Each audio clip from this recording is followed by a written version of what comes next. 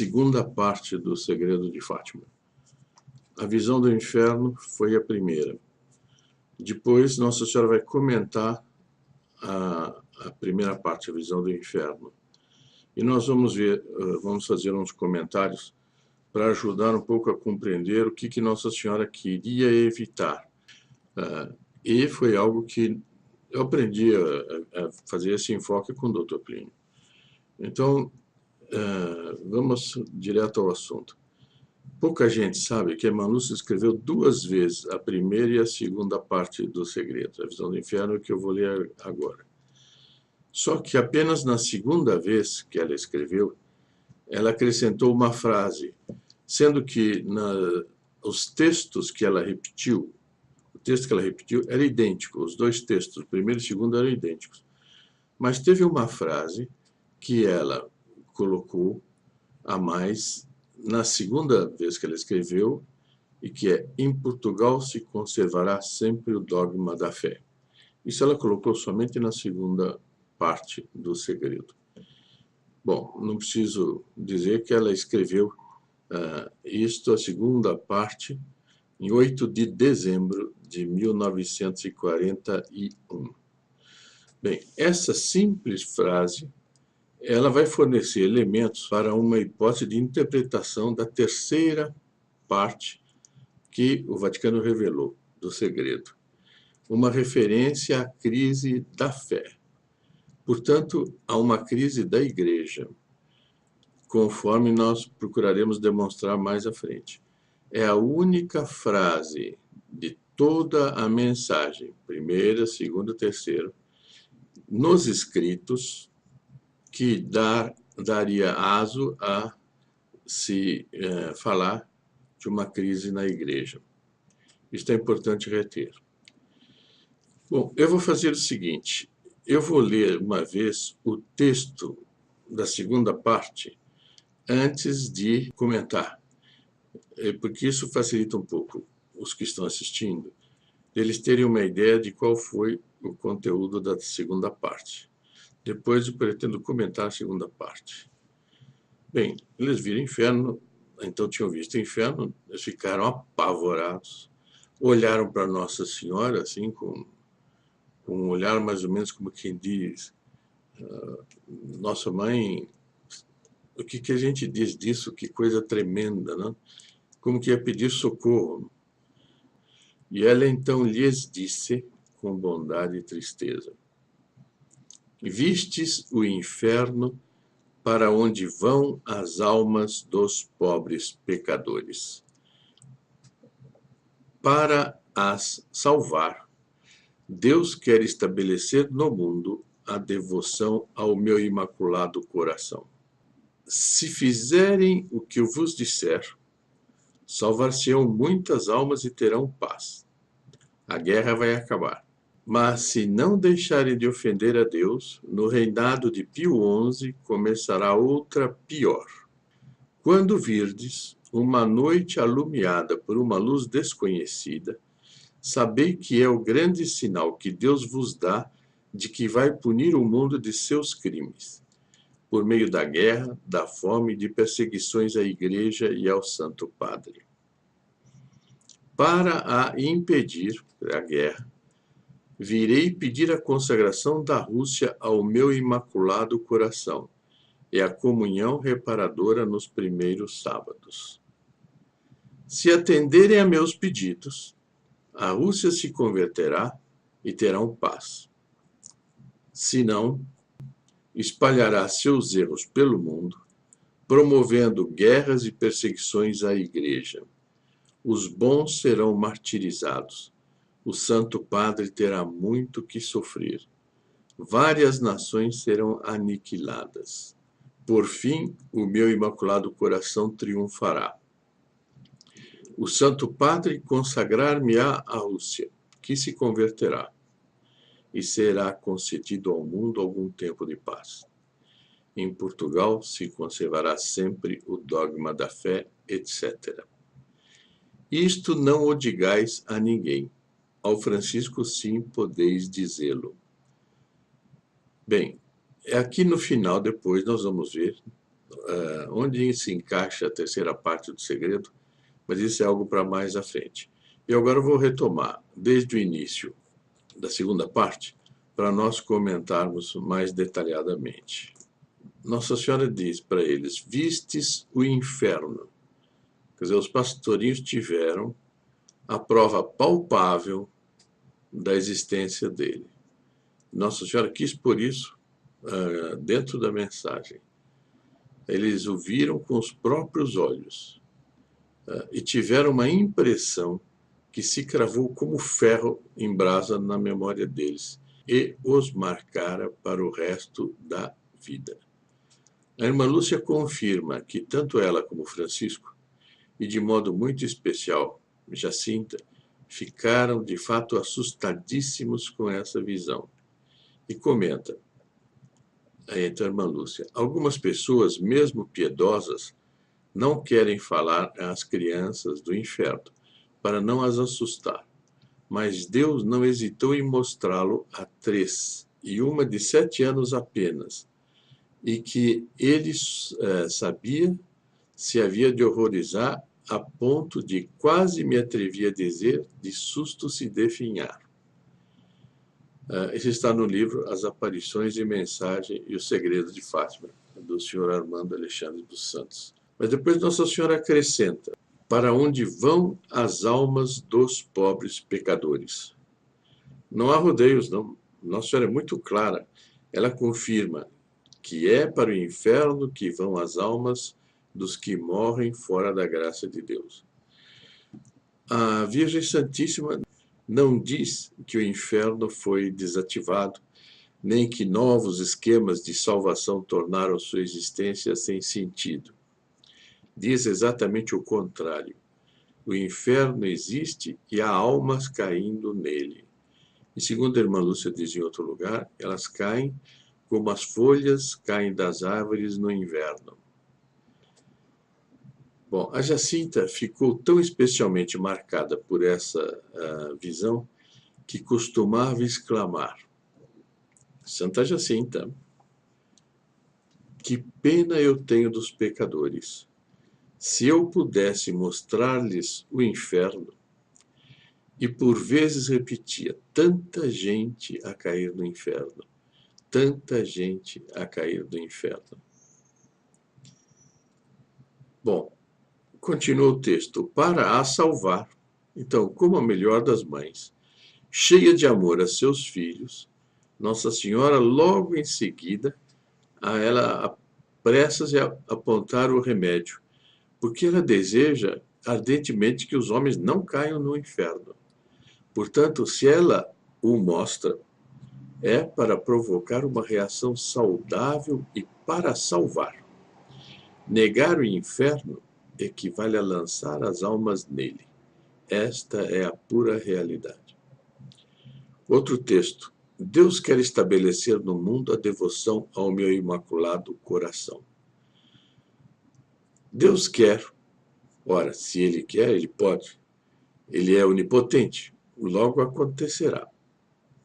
Bem, é uma promessa magnífica que acompanha de perto a ameaça e que abre um sulco de esperança dentro desse mare magnum de caos em que vivemos nos dias de hoje.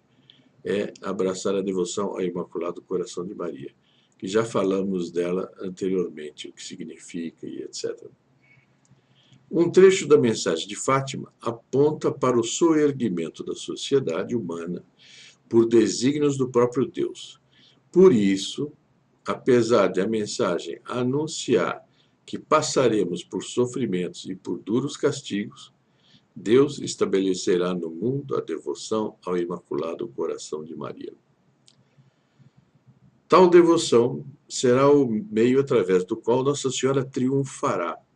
A humanidade se converterá à fé católica e será implantado em toda a face da terra o reino de Maria. Vai ser com essa devoção, que eu digo em meia palavra, é que as pessoas não só praticarão as virtudes, mas elas quererão modelar a sua mentalidade segundo a mentalidade de Nossa Senhora. Viver como Nossa Senhora vivia. E assim também realizarão o sentido mais profundo da devoção ao Sagrado Coração de Jesus. Este reino de Maria foi anunciado por grandes santos. Por exemplo, um deles, São Luís Maria Grignon de Montfort. E ele se refere, no corpo do seu profético livro, Tratado da Verdadeira Devoção à Santíssima Virgem, nesses termos. Nesses últimos tempos, que será exatamente o último período antes do juízo final, nesses últimos tempos, Maria deve brilhar como jamais brilhou, em misericórdia, em força e graça.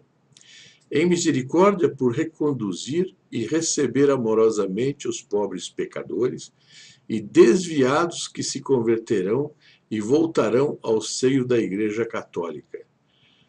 Em força contra os inimigos de Deus, os idólatras, cismáticos, maometanos, judeus e ímpios empedernidos, que se revoltarão terrivelmente para seduzir e fazer cair com pressa e ameaças todos os que lhe forem contrários. Deve, enfim, resplandecer em graça para animar e sustentar os valentes soldados e fiéis de Jesus Cristo, que pugnarão por seus interesses. Isso está no Tratado da Verdadeira Devoção. Quando ele fala da consagração à Nossa Senhora, e muitos dos que assistem, garanto que já são consagrados e conhecem isto. O mesmo São Luís conclama ainda piedosamente a Deus para que Maria triunfe efetivamente e restabeleça todas as coisas segundo a vontade divina, com palavras de fogo em sua oração abrasada. E assim deixareis tudo ao abandono, justo Senhor, Deus das vinganças? Tornar-se-á tudo afinal como Sodoma e Gomorra? Calar-vos-eis sempre? Não cumpre que seja feita a vossa vontade assim na terra como no céu, e que a nós venha o vosso reino? Veja uma maneira amorosa e forte de se dirigir ao próprio Deus Nossa Senhora. Não mostrastes antecipadamente a alguns de vossos amigos uma futura renovação de vossa igreja? Não se deve os judeus converter à verdade? Não é esta a expectativa da igreja? Não vos clamam todos os santos do céu justiça víndica? Não vos dizem todos os justos da terra, Amém, veni, Domine? Não gemem todas as criaturas, até as mais insensíveis, sob o peso dos inumeráveis pecados de Babilônia, pedindo a vossa vinda para restabelecer todas as coisas? Homines creatura ingemisti. Bom, e Nossa Senhora continua na mensagem dela. Se fizerem o que eu vos disser, salvar-se-ão muitas almas e terão paz. Então veja, se fizerem o que eu vos disser, é a indicação do caminho. Quem não quiser segui-lo se extraviará. Portanto, numa primeira etapa, Nossa Senhora vinculou suas promessas ao atendimento de certas condições.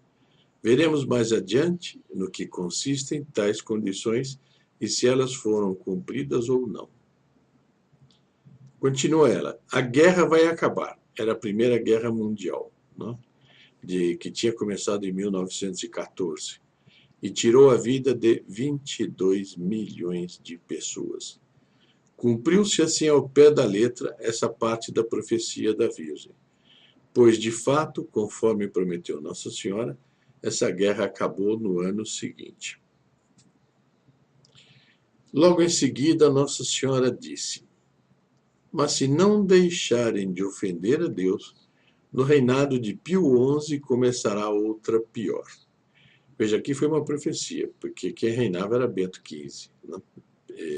Ninguém sabia que era Pio XI que ia ser eleito, que ele escolheria esse nome. Enfim. E essa outra guerra veio de fato em 1939. Foi a Segunda Guerra Mundial. Os prolegômenos dela se deram no reinado de Pio XI. Entre a Primeira e a Segunda Guerra, mediaram 21 anos. foi o tempo dado por Nossa Senhora à humanidade para se converter. Em suas palavras, notam-se claramente as condições para o estabelecimento de uma era de paz no mundo e a salvação das almas sem castigo. Os homens precisariam deixar de ofender a Deus. É de se supor que a providência tenha distribuído ao mundo, nesse período entre uma guerra mundial e outra, graças imensas. Isso porque Deus não seria Deus se, ao fazer tão colossal convite à conversão, não enviasse ao mesmo tempo grandes auxílios sobrenaturais para que essa conversão se desse. O mundo teve, portanto, 21 anos para se converter pelas vias da misericórdia, em que a humanidade seria perdoada sem castigo. Era, pois, uma oportunidade única dada pela própria Nossa Senhora. Mas a humanidade, ao contrário de se converter, não cessou de ofender a Deus e aprofundou ainda mais o seu pecado. Quem devia ter aproveitado essa oportunidade para converter as almas? Quem são os encarregados das almas? Fica a pergunta. Esquecidos dos tormentos da Primeira Guerra Mundial, os homens se entregaram a uma vida longe dos mandamentos. Deus, Nosso Senhor, Nossa Senhora, a Igreja, foram sendo postos de lado como seres distantes, sem os quais as pessoas poderiam viver perfeitamente bem. E nesse período todo mundo viu os fatores de corrupção e deterioração moral crescerem assombrosamente.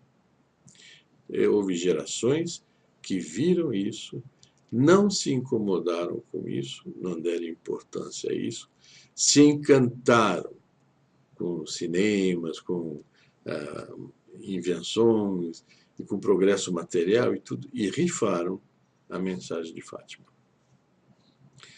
Escoados esses 21 anos de espera, ou seja, em 1938, tudo leva a crer que a providência fez soar um gongo na história e decretou o fim da espera misericordiosa, abrindo a fase da justiça punitiva, já nas vésperas da Segunda Guerra Mundial.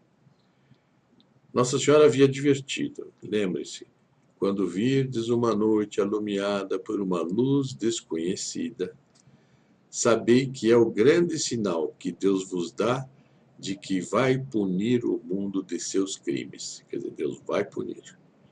Por meio da guerra, da fome, de perseguições à Igreja e ao Santo Padre. E este sinal veio realmente em 1938, um ano antes de estourar a Segunda Guerra Mundial. Todos os jornais da época relataram o fato. Na noite de 25 para 26 de janeiro de 1938, das 20h45 a 1h15, os céus da Europa foram iluminados por uma luz extraordinária. Os incrédulos insistiram em caracterizar o fenômeno como uma simples aurora boreal, que nunca se dá nessas condições, onde se deu. Mas a irmã Lúcia não viu assim. Do convento onde vivia, escreveu diretamente ao Papa Pio XI, dizendo-lhe ser aquele o sinal do castigo previsto por Nossa Senhora. Não afirmou ela que a Segunda Guerra Mundial seria o único castigo, nem que este se esgotaria na Segunda Guerra. Disse isto sim, que a aurora boreal seria o grande sinal e de que Deus iria punir o mundo de seus crimes. Ou seja, Nossa Senhora muito provavelmente quis indicar que a possibilidade de conversão da humanidade sem castigo havia se esgotado e começaria a era de punição. Quais eram as condições pedidas pela Virgem para a conversão do mundo sem castigo? Substancialmente eram duas. Lembrem-se das palavras dela. Para a impedir, quer dizer, a guerra, virei pedir a consagração da Rússia ao meu Imaculado Coração e a comunhão reparadora nos primeiros sábados. Note-se na frase acima que Nossa Senhora queria impedir a guerra. E a maneira de impedi-la seria a Rússia ser consagrada ao Imaculado Coração dela, e os homens praticarem a comunhão reparadora dos primeiros sábados como instrumento de sua conversão. Ela vinculou ao atendimento de seu pedido uma promessa soberba. Se atenderem a meus pedidos, a Rússia se converterá e terão paz. A irmã Lúcia chegou mesmo a interrogar Nosso Senhor. Por que não convertia a Rússia sem que sua santidade fizesse essa consagração? E obteve de Nosso Senhor como resposta: porque quero que toda a minha igreja reconheça essa consagração como um triunfo do coração imaculado de Maria, para depois estender o seu culto e pôr ao lado da devoção ao meu divino coração a devoção deste imaculado coração. Veja a importância que Nosso Senhor deu para isto. Sentindo a dificuldade de ser crida pelo Papa, a irmã Lúcia pergunta ainda a Nosso Senhor: por que vós mesmo o não moveis ao Papa com uma inspiração especial? E Nosso Senhor responde: o Santo Padre, ore muito pelo Santo Padre. Ele há de fazê-la, a consagração, mas será tarde. No entanto, o Imaculado Coração de Maria há de salvar a Rússia. Está-lhe confiada. E aqui, quando fala no Santo Padre, não quer dizer que seja a mesma pessoa, porque o máximo que Pio XI fez foi dizer que ia tomar em consideração o assunto da consagração, e não fez. Fica evidente uma predileção especialíssima de Nossa Senhora pela Rússia. Em todas essas palavras, são planos misteriosos de Deus, provavelmente ligados à vocação histórica dessa nação. Quer dizer, que papel Nossa Senhora tem para a Rússia no Reino de Maria? Imagina essa Rússia convertida, que influência ela vai exercer num monte de países, mas não é só isso, ouçam só. Qual é essa vocação histórica?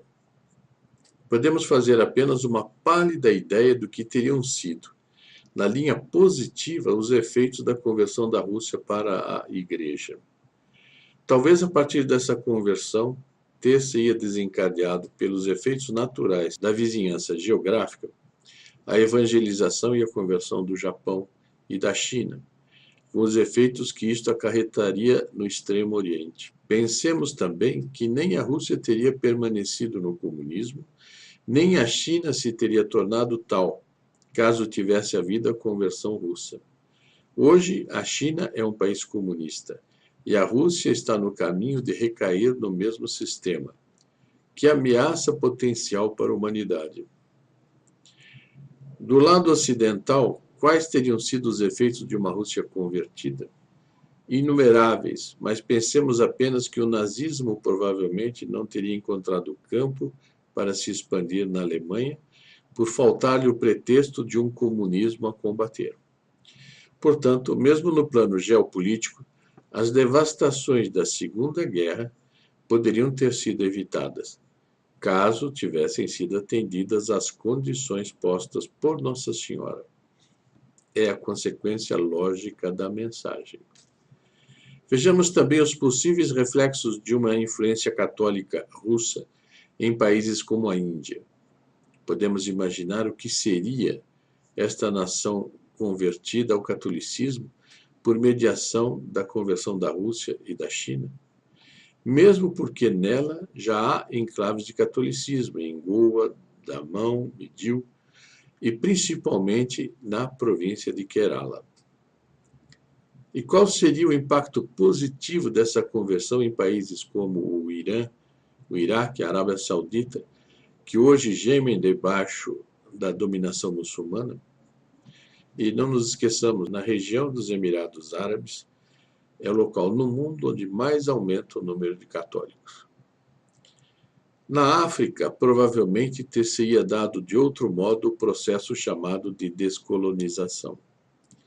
Tal como foi feita As nações que outrora haviam pertencido ao Império Colonial francês, português, belga ou inglês passaram de colônias de países cristãos para uma espécie de neobarbárie, quando não a protetorados da Rússia comunista. A fé católica não teria penetrado no continente africano caso a Rússia não tivesse espalhado seus erros pela África? Vejam quantas consequências. Ao mesmo tempo, na América, se a Rússia tivesse se convertido, nunca teríamos aqui um país comunista como a Cuba de Fidel Castro, nenhuma Venezuela. No Ocidente, em vista dessas conversões em massa no Oriente, as próprias nações protestantes não estariam mais atraídas para voltar à nossa santa religião, a única verdadeira? Hoje vemos o contrário, a tendência de muitos católicos desiludidos de se bandearem para as seitas protestantes.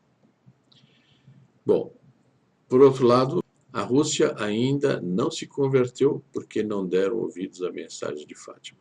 É a pura realidade. Ao longo das últimas décadas, algumas consagrações foram feitas, nós vimos isso, por mais de um Papa. Contudo, a situação atual interna na Rússia não nos permite afirmar que a nação tenha se convertido à religião católica apostólica romana, nem se livrado inteiramente do comunismo, que é intrinsecamente mau. Este fato impõe a pergunta se tais consagrações atenderam mesmo às intenções de Nossa Senhora. Bem, e quantas outras coisas poderiam ter acontecido na ordem humana, mas sobretudo na ordem da graça, se o mundo tivesse dado ouvidos aos pedidos de Nossa Senhora de Fátima. Talvez estivéssemos celebrando a esta hora, sem castigo, o triunfo do Imaculado Coração de Maria em todo o orbe. E o império de nosso Senhor Jesus Cristo estaria estabelecido sobre toda a face da terra. Veríamos então o cumprimento pleno e magnífico dos mandamentos divinos. Ide e ensinai a todas as gentes, batizando-as em nome do Pai e do Filho e do Espírito Santo.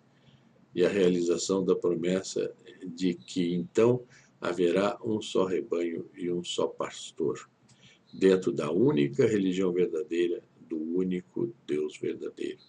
E isso é o que vai acontecer depois do castigo de Fátima.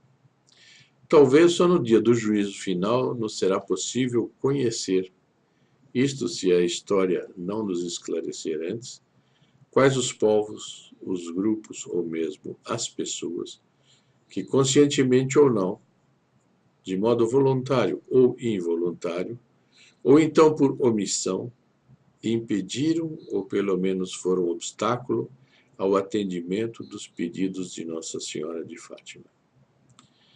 Quem responderá perante Deus por toda a sequela de acontecimentos que desaguou no espantoso estado de caos e decadência moral em que estamos submersos e que atormentam todo o gênero humano neste início de século? Nós podemos dizer também de milênio.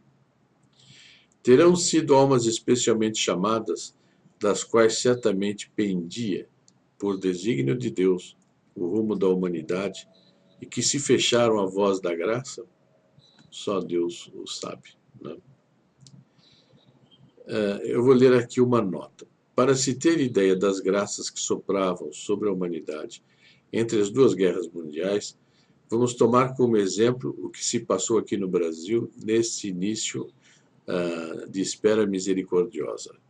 Em 1925, como vimos atrás, Nossa Senhora apareceu à irmã Lúcia, dizendo que chegara o momento de divulgar o pedido da comunhão reparadora nos primeiros sábados. Em 29, a Virgem comunica que é chegado o momento em que Deus pede para o Santo Padre fazer, em união com todos os bispos do mundo, a consagração da Rússia ao seu Imaculado Coração. Na mesma época, houve no Brasil um enorme surto do movimento católico que conquistou o que havia de melhor em nossa juventude e deitou abaixo o espírito positivista, laico e ateu que caracterizou os primeiros 40 anos da República. A partir desse surto, o ateísmo começou a ser visto como velharia e o melhor da juventude brasileira afluiu entusiasmada para os ideais católicos.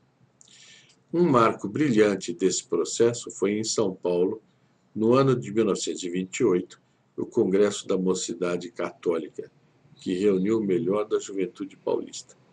À frente dessa juventude, vê-se-ia logo mais destacar-se a figura do Dr. Plínio Corrêa de Oliveira. Este, 5 anos depois, contando apenas com 24 anos, se tornou o deputado mais votado para a Constituinte de 1934, eleito pela Liga Eleitoral Católica. Tudo prometia um porvir católico para o Brasil. Esse florescimento grande coincidiu cronologicamente com a, chamemos-la assim, fase de espera misericordiosa, em que a providência convidava o gênero humano à conversão sem castigo. Por volta de 35, esse movimento tão promissor começa a ser minado por dentro. Aparecem os primeiros sintomas da infiltração progressista e comunista nos meios católicos, aqui no Brasil, denunciados em 1943 pelo Dr. Plínio, no seu livro, que eu recomendo a todos, Em Defesa da Ação Católica. Na livraria Petrus, ele tem para ser comprado. E historiada mais tarde pelo mesmo autor no livro A Igreja ante a Escalada da Ameaça Comunista, Apelo aos Bispos Silenciosos. Esta aproximação histórica de datas chama a atenção. Em 1938, dá-se a aurora boreal, que a irmã Lúcia tomou como sinal de que a justiça divina começaria a punir o mundo de seus crimes. Não será que em outras nações algo desse gênero também se tenha passado? Ainda a respeito do caráter condicional dos castigos, deve-se acrescentar que são facilmente notáveis entre a Primeira e a Segunda Guerra certos sinais de grandes graças coletivas que, se tivessem sido correspondidas pelos homens, poderiam ter mudado o curso da história. Lembrem-se, por exemplo, do extraordinário surto das congregações marianas na Europa e em outros países da América, em especial no Brasil, o renascimento do espírito de cruzada no México, a resistência heróica dos cristeiros contra os governos esquerdistas e anticatólicos de Cádiz e Obregón, e o mesmo espírito na guerra civil anticomunista na Espanha. O fato concreto, real, palpável, é que, diante das magníficas promessas de Nossa Senhora à humanidade, a resposta desta, em seu conjunto, foi uma brutal e espantosa recusa. Como resultado, tudo leva a crer que passamos para uma outra fase da economia da graça, onde o fator castigo parece muito mais presente, até dominante. Em caso de recusa, Nossa Senhora traça a marcha terrível dos acontecimentos. Então, voltamos lá. Ouçamos as próprias palavras da Mãe de Deus sobre o que se passaria a partir dessa recusa, e que, em boa medida, já se cumpriu. Então, diz ela, senão, a Rússia espalhará seus erros pelo mundo, promovendo guerras e perseguições à Igreja. Os bons serão martirizados, o Santo Padre terá muito que sofrer, várias nações serão aniquiladas. De fato, depois da já referida aurora boreal, os acontecimentos se precipitaram exatamente como Nossa Senhora os tinha anunciado aos 3 pastorinhos. Quer dizer, aquela mesma nação, a Rússia, que devia ter se convertido, caso fosse consagrado ao Imaculado Coração de Maria, transformou-se no açoite da Igreja e da humanidade. Esse flagelo castigou o mundo e ameaça continuar a castigá-lo pela volta do comunismo, preenchendo o quadro das previsões anunciadas em Fátima. Primeiro, a Rússia espalharia seus erros pelo mundo. Essa previsão foi feita em 1917. Ora, o comunismo só viria a tomar o poder em novembro daquele ano. Os próprios pastorinhos, na ocasião, não sabiam o que era a Rússia. Segundo nos conta a irmã Lúcia nas suas memórias, ela, o Francisco, a Jacinta, pensavam tratar-se do nome de uma mulher muito má que devia converter-se. Outro dito de Nossa Senhora: promovendo guerras, perseguindo a igreja, martirizando os bons.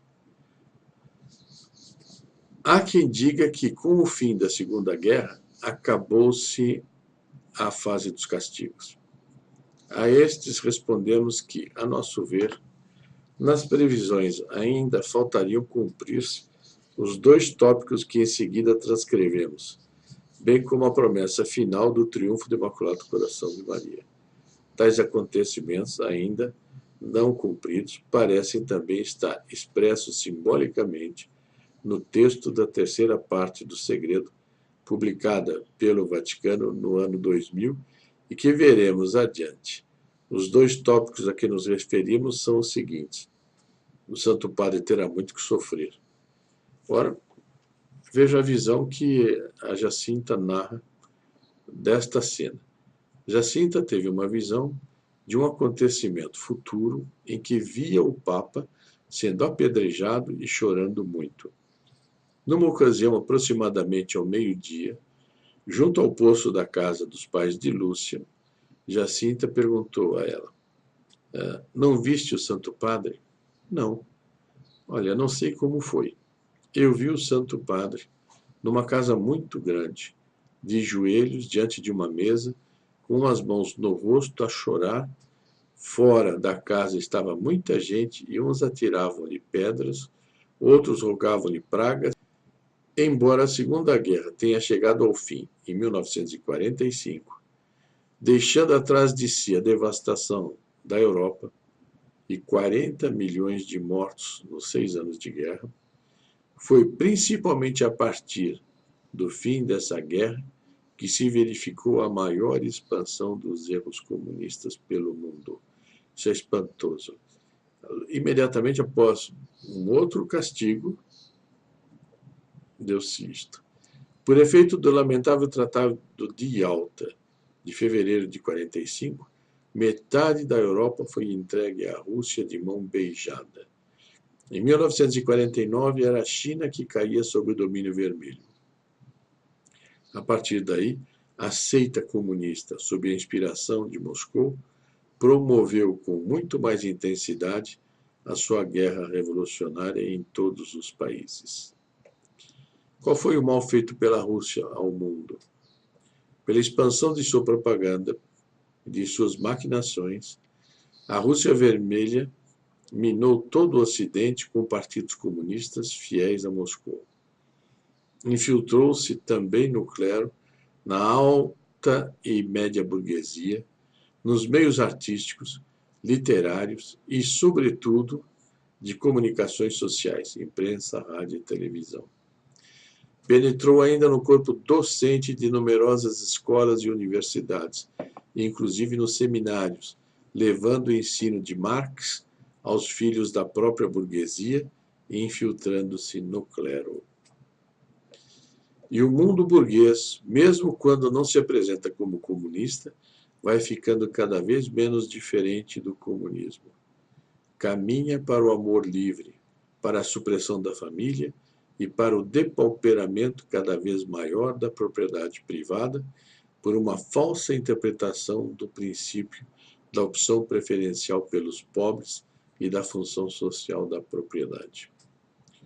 Muito dessa infiltração se fez através de formas ditas moderadas de socialismo. Nessa guerra de expansão ideológica mundial, o comunismo matou mais de 150 milhões de pessoas. Bom, apesar de desmoralizado, o comunismo continua a espalhar seus erros, não acabou. É bem verdade que houve no fim da década de 80 a derrubada do Muro de Berlim e pouco depois o fim da Cortina de Ferro. Muitos saudaram esses acontecimentos como sendo a conversão da Rússia e a morte do comunismo. Dessa forma, estaríamos assistindo ao triunfo do Imaculado Coração de Maria. Mas agora, quem ousaria sustentar esta assertiva em vista da situação de imoralidade, de desespero e caos que nos ameaça a cada instante? E quem teria coragem de afirmar que os erros da Rússia, ou seja, a mentalidade comunista, estão banidos do mundo? O que vemos é o contrário. Tal como um furúnculo que explode e derrama em torno de si o seu pus, a mentalidade comunista se espalha hoje, conforme vimos acima, por grande parte das nações, e se difunde através de fórmulas veladas de socialismo, como terceira via, globalização, revolução cultural, extinguindo o senso moral, a família, a propriedade privada, as sadias tradições cristãs e etc. E já há indícios de uma propaganda dentro do mundo muçulmano, no sentido de levá-lo a aderir à fórmula chinesa de comunismo como o regime ideal contra o grande Satã, que é o nome dado pelos ayatolás e assemelhados ao que resta de católico no mundo ocidental cristão. Ademais, a Rússia, que mesmo depois de 1989 nunca desarmou seu esquema de poder, está num ritmo nada lento, voltando ao sistema totalitário dos tempos do comunismo. E se fosse preciso ainda mais para provar que não se deu o triunfo do Imaculado Coração de Maria, basta considerar o fato elementar e evidente de que os homens não se emendaram. É só sair à rua. Pois seria absurdo falar em triunfo de Nossa Senhora quando os corações são impuros e o mundo está atolado na perdição e no pecado. Vamos conversar um pouco sobre isso, comparando a situação de hoje com a que havia 50 ou 60 anos atrás. Aborto. Até o começo da Segunda Guerra, 1939, o aborto ocorria em pequeníssima escala. Praticamente não se ouvia falar de mães que pensassem em assassinar os filhos em seu próprio ventre. Não era um fato social, como nos dias atuais. Uma pessoa que fizesse propaganda de leis abortistas seria tida, a justo título, como degenerada. E a sociedade via com horror e marcava com nota de infâmia quem o praticava. Hoje o aborto ainda encontra rejeição, mas já passou a ser lei em grande parte dos países ditos civilizados. Mas ultimamente, creio que em Nova York, foi aprovado o aborto durante toda a gravidez. Quer dizer, se 1 minuto antes da mãe ter o filho, se ela quiser abortar, ela pode abortar e matar a criança. Mulheres desnaturadas, em seu senso materno, saem a público para reivindicar leis que lhes assegurem assassinar os filhos nascidos em suas entranhas, como se fosse um direito da mulher. Já se fala até em punir o médico que, por razões de consciência, se negue a colaborar com essa matança de inocentes. Homossexualidade. A homossexualidade, há cerca de 50 anos, era mais ou menos tratada como sempre ensinou a doutrina católica. Um grave desvio da natureza que, se consentido, constitui um pecado abominável que brada aos céus e clama a Deus por vingança. Isso é o que está na doutrina católica. Hoje, ela se alastrou de tal forma que já é reconhecida até entre membros do clero como uma opção aceitável. Em alguns países, já estabeleceu a absurda legislação de reconhecer legítima e protegida por lei esse tipo de união. E se prevêem, inclusive, sanções seríssimas contra os que se opõem a este pecado, em razão da fortíssima violência que ele constitui contra a sua consciência religiosa. Nesse exato momento em que eu conto isto, está sendo votado pelo Supremo vamos dizer, uma determinação que vai equiparar o crime que eles chamam de homofobia com o crime de racismo, o que é uma aberração jurídica enorme, mas tudo isso para punir severissimamente quem se opuser à homossexualidade. Como é que fica a consciência católica? Como é que fica nosso relacionamento com Deus? É muito semelhante à situação a que tinham chegado Sodoma e Gomorra, quando foram destruídas pelo fogo enviado por Deus do céu. Se hoje chegamos a esse ponto de que ascendente legal se revestirá a homossexualidade daqui a alguns anos, ou melhor, daqui a alguns meses, talvez daqui a alguns dias, uma tirania, e sempre é dito que é uma minoria. O que é de salientar que quando a esquerda quer fazer uma coisa em nome da maioria, e se ela tem a maioria, ela faz porque é a maioria. Se ela quer, em nome de algo que é uma minoria, porque ela não tem a maioria, ela faz porque é minoria. Então, na realidade, ou é porque é maioria ou porque é minoria, os argumentos da esquerda sempre levam dentro de si uma ilogicidade. Esta mesma ilogicidade está presentemente sendo estabelecida. E o mais grave é que grande parte do clero já não reage nem apoia os meios de resistência a esse pecado.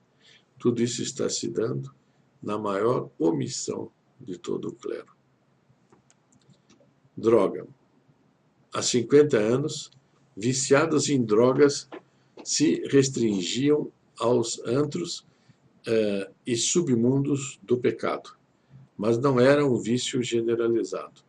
Os pais não tinham que preocupar-se especialmente com seus filhos nesse particular. Hoje, qual o pai ou mãe que não se preocupa com esse mal que ameaça devorar a juventude? E não só a juventude. Quantos lares arruinados por filhos que dilapidaram sua saúde e as finanças da família para se entregar às drogas? Bom, desfazimento da família. Há 50 anos, mais ou menos, pelo menos no Brasil, era pouco frequente um casamento que não fosse realizado diante do altar.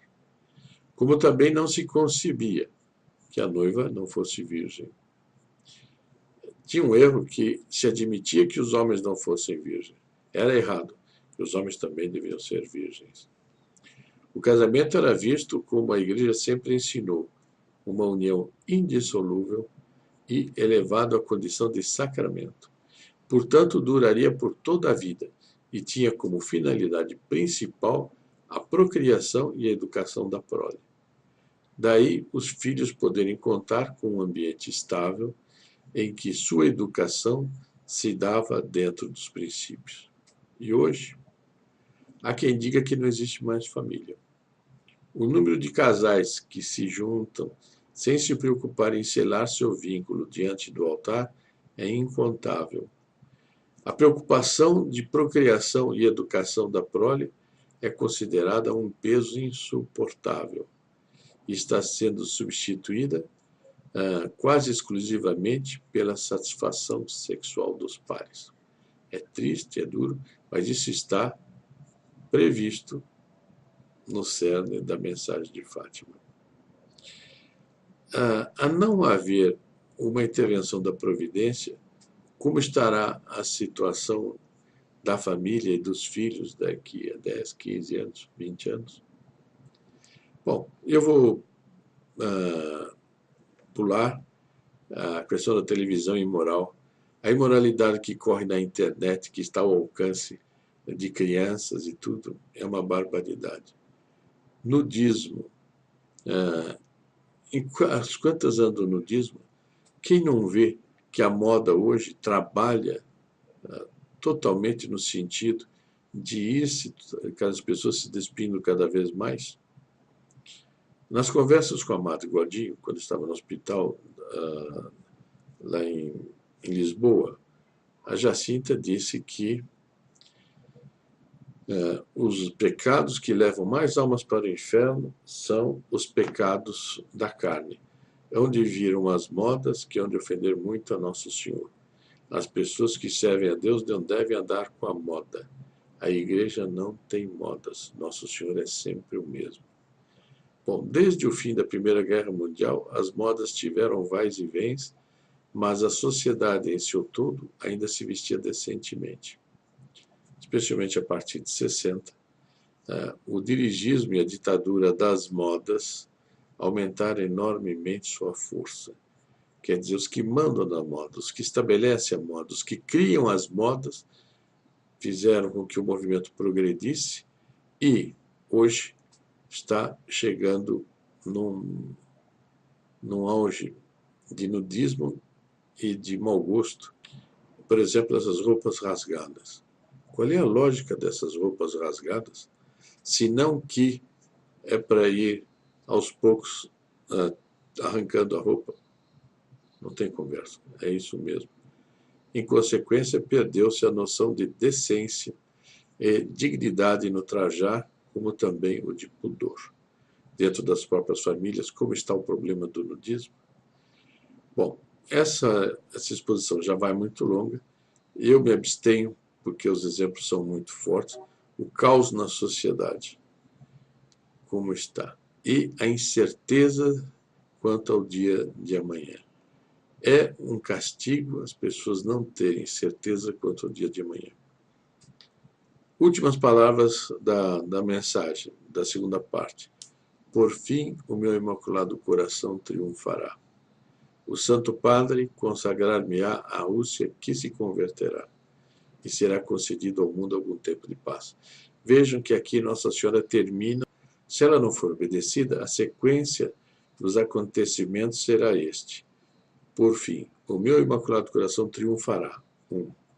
Depois, o Santo Padre consagrar-me-á a Rússia, que se converterá. Será só depois do triunfo do Imaculado Coração de Maria.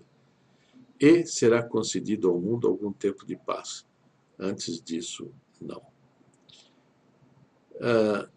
A frase final, em Portugal se conservará sempre o dogma da fé.